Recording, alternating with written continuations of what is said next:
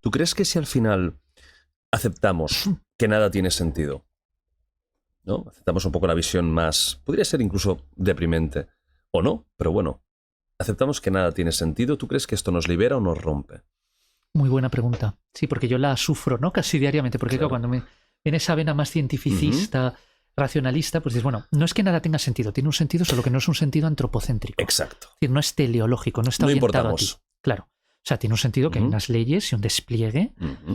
A partir de esas leyes, o sea, el sentido estaría en la estructura del universo. Sí. Pero no en Pero no. nosotros. No es un sentido humano, ¿no? O sea, exactamente. no te sirve humanamente hablando. Entonces, claro, yo es una cosa que a mí me aterra. O sea, porque yo tengo, desde que era un niño, ¿no? Todo lo que antes hemos hablado, esa obsesión de permanencia, de perdurabilidad. Y claro, dices, pues tú vas a Santa Sofía y ves, fíjate, desde el emperador Justiniano, Isidoro de Mileto, ¿no? El arquitecto, dices, pues fíjate qué obra sublime y aquí está, ¿no? Casi 1500 años aproximadamente, ahí está. O tú ves Hamlet, dices, son 400 años y seguimos leyendo Hamlet de Shakespeare. O la epopeya de Gilgamesh, o las pirámides, o... bueno, por claro, supuesto. imagínate, ¿no? El tiempo les tiene miedo, ¿no? A las pirámides. Sí, totalmente. Pero, claro, pero al final es todo tan fugaz, o sea, y tan irrelevante en el fondo, ¿no? Incluso cosas que tú pensabas, u obras que has admirado y todo al final es... Para el universo no importa. Sí, a mí eso me aterra. Intento luchar contra ello. No ando diciendo, no, pues voy a esforzarme. A intentar buscar que pero esto no es así. Es nada, es que somos enanos contra gigantes que nos aplastan, que son las leyes de la naturaleza. Entonces sí, el creer que existe un Dios para quien eres importante, pues es que, claro, es el ideal humano. Total. O sea, entonces hay efectivamente la sospecha de que eso es una creación humana es absolutamente legítima, ¿no? O sea, que tú has proyectado ahí. La cuestión es, ¿podríamos vivir sin esa idea de sentido? O sea, porque vamos a suponer que no lo haya, ¿no? Que sea una ficción. Como parece ser que la ciencia más o menos, bueno, no lo dice, pero bueno, lo sugiere.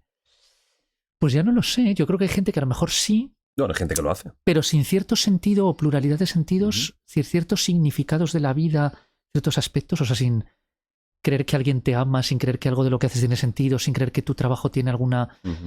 Yo es que eso lo veo muy difícil. Quizás por cómo está también programado el cerebro humano, ¿no? Claro. Que es proyección continua, deseo de control, predicciones. Lo estás haciendo continuamente. Entonces, que eso no tenga ningún sentido y no se pueda subsumir en un patrón y no lo puedas controlar, pues es un fallo de diseño. Entonces, qué triste ser finitos y tener ansias infinitas. Porque al final es la propia naturaleza, o Dios si existe, la que nos ha puesto esas ansias infinitas, pero luego al final la frustración es continua. Claro, esto me acuerdo que lo discutí una vez con un teólogo dominico y me decía, es que claro, eso es una prueba de Dios, porque si tú tienes la sed de infinito, ¿quién ha puesto esa sed de infinito en ti? ¿No? Es un poco el argumento de San Agustín en las confesiones, nos hiciste para ti e inquieto está nuestro corazón hasta que descanse en ti. ¿Y para tú esas, yo no estoy de acuerdo, porque yo creo, volvemos a lo mismo, aquí son dos paradigmas, de arriba abajo o de abajo arriba. De arriba abajo sería el paradigma de San Agustín y de otros, ¿no? Tú no tendrías esa sed de infinito si Dios no lo hubiera puesto. Pero es que hay otra explicación, que es de abajo arriba.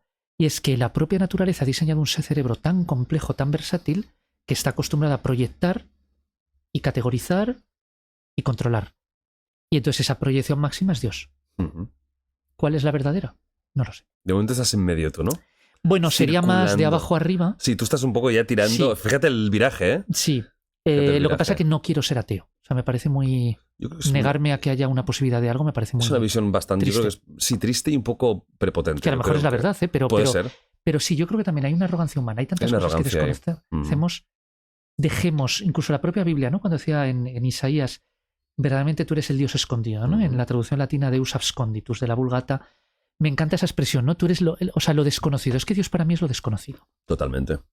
Entonces, me mantengo una suspensión y sigo, no eso de Voltaire de, mira, esto no supera tanto, cultivemos nuestro jardín, ¿no? Del final de Cándido. No, yo creo que hay que seguir pensando, avanzando, modelos mejores, afinando nuestros conceptos filosóficos y científicos, no desistir, pero claro, ser consciente de que siempre hay un horizonte ulterior, de que nadie va a tener nunca todas las respuestas. No. Y yo ahora estoy reconciliado con eso. En paz, ¿eh? En paz. Se te nota. Hace 20 años, no. Estás en Me pie de habría guerra. resultado agobiante. ¿Cómo puede ser? Yo tengo que tener... Entonces, claro, la creencia en Dios era muy buena porque te daba una Claro, te da un resolución. anclaje magnífico.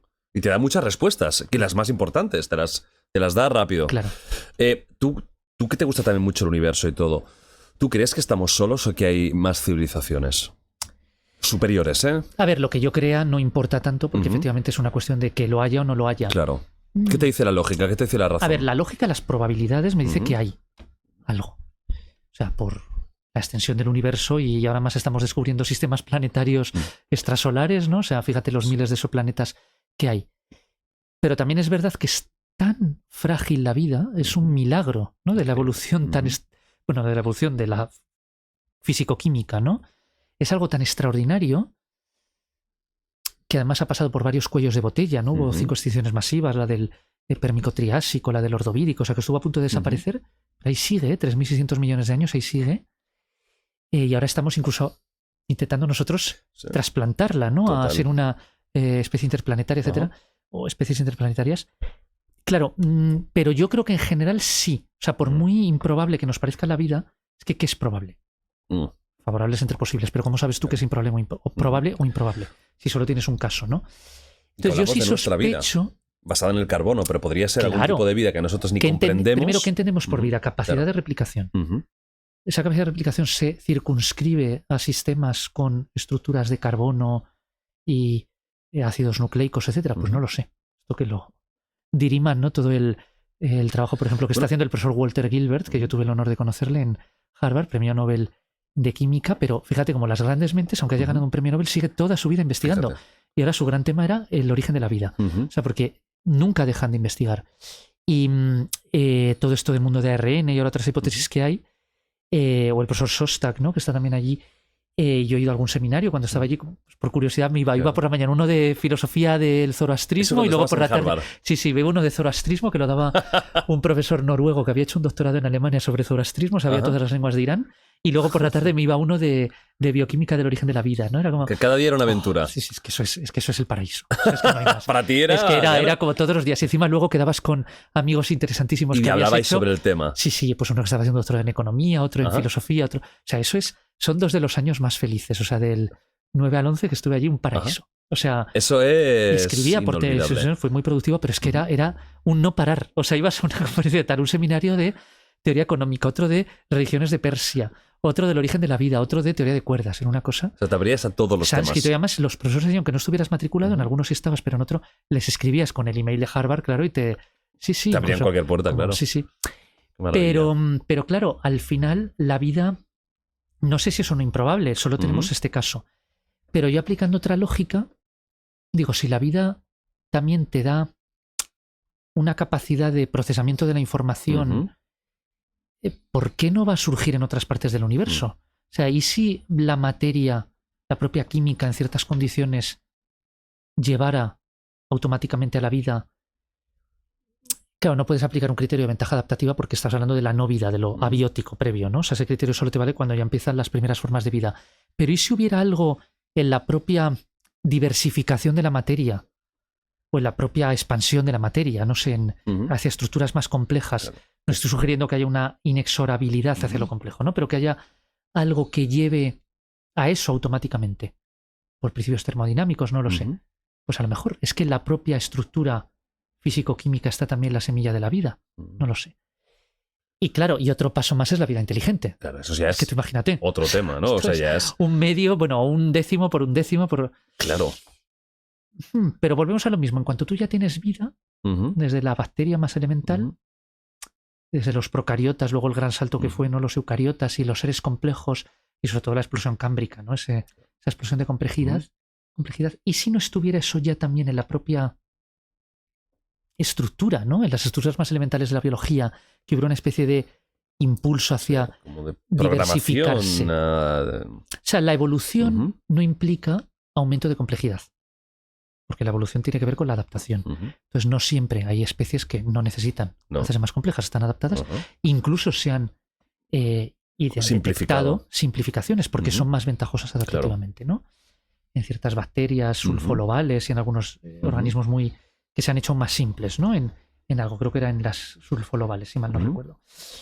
Pero bueno, en organismos muy simples. Y si... Vale, es verdad que no es una tendencia general, porque leyes absolutamente generales de prescriptivas de cumplimiento ineluctable no hay tantas, ¿no? Pero ¿y si hubiera cierta decantación por probabilidades? Esto es como en termodinámica, ¿no? Que es la entropía, esta transición al estado más probable, ¿no? No es 100, pero es 99,9. ¿Y si hubiera cierta decantación hacia primero la vida y luego también la inteligencia? Es evidente que la historia de la vida eso lo refuta fácilmente, ¿no? Porque la mayor parte de las especies que ha habido desde el origen de la vida no eran inteligentes como nosotros ni lo han necesitado. La nuestra es una... Fíjate que de las especies humanas solo ha quedado la nuestra. Sí. Hasta hace escasos miles de años había al menos 4, ¿no? Conviviendo. Neandertales, denisovanos y los de Flor. Y vete tú a saber si no hay más por ahí que no hemos descubierto. Pero sí, ya lo sé, pero a mí sí me parece muy extraño pensar que una de las líneas de despliegue, por así decir, de la evolución, una de las ramas, no fuera tarde o temprano a llegar a la inteligencia. Es que la inteligencia es una adaptación tan brillante, tan versátil, totalmente. tan útil, que claro, la naturaleza como no iba en algún momento... Bueno, la inteligencia humana y no tan solo humana, porque los animales son inteligentes también. Claro, la inteligencia en todas sus tipos. Claro, y si al final, volviendo un poco a la IA, acabamos creando unos androides con no un cerebro en la nube, un cerebro en su propio cerebro. ¿Eso es vida? Bueno, vida desde el punto de vista bioquímico al que nosotros estamos acostumbrados a analizar, el que estamos acostumbrados a analizar con unas estructuras físico-químicas muy concretas, con unas... pero claro, es una pregunta casi filosófica. ¿Si hace lo mismo? A lo mejor tendríamos que añadir un nombre a la vida o una vida sintética. Claro, pero si hace lo mismo, o sea, esto es la diferencia entre estructura y función. Si las funciones son exactamente las mismas, aunque la estructura sea distinta, mismo efecto, distinta causa. ¿Y qué? Esto es el problema casi de la identidad de los indiscernibles, de Leibniz, etc. Si hace exactamente lo mismo, bueno, pues a lo mejor tiene una estructura distinta. O sea, tú imagínate que yo te digo que descubrimos en otra zona del universo algo que tiene las mismas propiedades que el agua, pero químicamente no es H2O. Es agua. Este es el famoso problema de los juicios necesarios a posteriori de Kripke, ¿no? Y todo eso. Estoy escribiendo un artículo sobre eso. Pues bueno, el barco de Teseo, ¿no? Al final, pues si tú vas cambiando ¿qué es la piezas, identidad? claro, ¿qué es la identidad? ¿Sigue siéndolo o no? Claro. Pues no sabría qué decirte. Pues bueno, primero hay distintos tipos de agua, ¿no? El deuterio, por ejemplo, también es agua pesada y no es H2O.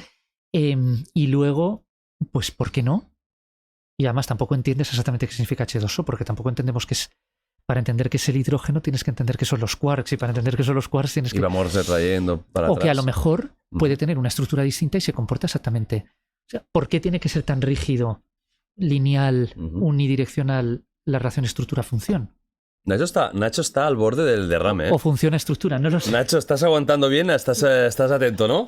Bueno, y luego te haré preguntas, ¿eh? Luego le haces preguntas. Luego te haré examen, ¿eh? Examen tipo test, 5. Y el error resta. Y mi amigo que gentilmente me ha traído desde Barcelona, o sea, un viejo amigo de Barcelona, pues también digo... No, examen, espero que no estemos aburriendo. No, está súper interesante. Al final, hombre, ahora ya estamos en el momento de preguntas universales. Claro, que es, claro.